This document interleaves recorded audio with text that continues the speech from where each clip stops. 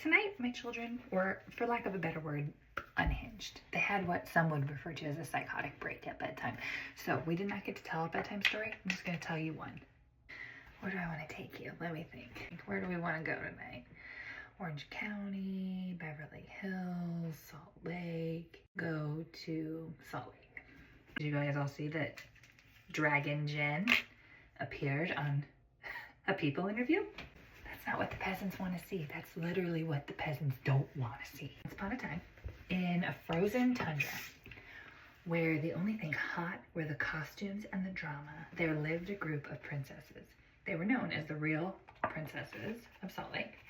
There was Princess Heather, who owned an apothecary store that sold serums and elixirs to keep the peasants young. They also sold a magical, enchanted injection that would have all the princesses losing weight, which Princess Heather would go on to use. There was Princess Whitney, who was married to her former employer. We're not going to forget that part. King Justin. Princess Whitney was on a hilling journey, and she was looking to hill, but the woman loved to spin around on a magical pole of enchantment. Princess Meredith, she spent a lot of time in her tub, in her chambers. But tonight's story is going to be about a dragon named Jen, a princess who's cursed, where when she loses her temper, she turns into a terrifying dragon. Dragon Jen was the only princess in the land who everyone was afraid of. They knew if they crossed her, she would throw their shoes into the moat and breathe fire in their faces. So everybody tiptoed around Dragon Jen in their little glass slippers, except for Princess Mary. Princess Mary was not perfect by far, to borrow a quote from Princess Portia in A Different Realm. But the one thing I do respect about Princess Mary is she wasn't scared of Dragon Jen. And we needed that in the realm, because Dragon Jen was stomping around, burning down people's castles, swishing her tail back and forth, and screaming about Coach.